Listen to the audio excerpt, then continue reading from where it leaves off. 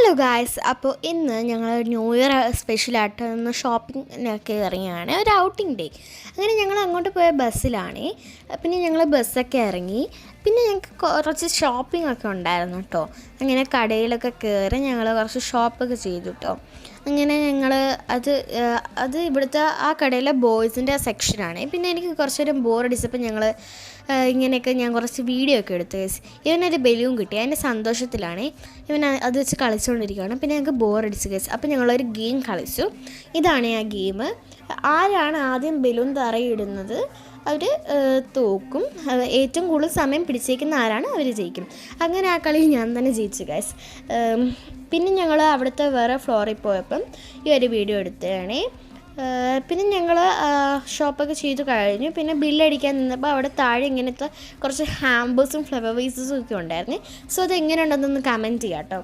പിന്നെ ഞങ്ങൾ കടയിൽ നിന്ന് ഇറങ്ങി കേട്ടോ. പിന്നെ ഞാൻ ആദ്യം ഒരു പള്ളി കാണിച്ചില്ലേ, ആ പള്ളിയിലൊന്ന് കയറി. എന്ന് വെച്ചാൽ വർഷാവസാനമില്ലേ, ഒന്ന് പ്രാർത്ഥിക്കാമെന്ന് വിചാരിച്ചിട്ട് കയറിയതാണ് കേട്ടോ. അങ്ങനെ ഞങ്ങൾ പള്ളിയിലൊക്കെ കയറി. നല്ല ലൈറ്റൊക്കെ ഇട്ട് അടിപൊളി പള്ളിയായിരുന്നു കേട്ടോ. അങ്ങനെ ഞങ്ങൾ ആ സൈഡിലെ ഒരു കടയിൽ നിന്ന് ഞങ്ങൾ മെഴുകുതിരിയൊക്കെ വാങ്ങിച്ചു. എന്നിട്ട് ഞങ്ങൾ പോയി കത്തിച്ചു ഗൈസ്. പിന്നെ ഞങ്ങൾ അവിടെ കുറച്ച് നേരമൊക്കെ ഇരുന്ന് പ്രാർത്ഥിച്ചു. അതിനുശേഷം ഞങ്ങൾ വെളിയിലോട്ട് ഇറങ്ങിയപ്പോൾ അവിടുത്തെ പുൽക്കൂടാണ്. എങ്ങനെ ഉണ്ടെന്ന് ഒന്ന് കമൻറ്റ് ചെയ്യുക. പിന്നെ ഞങ്ങൾ പള്ളിയിൽ നിന്നൊക്കെ ഇറങ്ങി കേട്ടോ. പിന്നെ ഞങ്ങൾ പള്ളിയിൽ നിന്ന് ഇറങ്ങിയിട്ട് ഒരു കുഞ്ഞി കടയിൽ കയറി.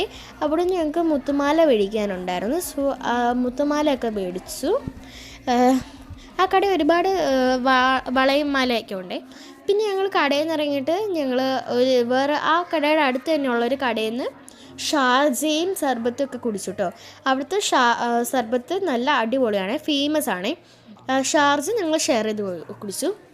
പിന്നെ ഇതാണ് ഞാൻ നേരത്തെ കാണിച്ച ആ പള്ളിയിൽ ഈശോയുടെ രൂപം. ആ ഡെക്കറേറ്റ് ഒക്കെ ചെയ്ത് എന്ത് അടിപൊളിയല്ലേ.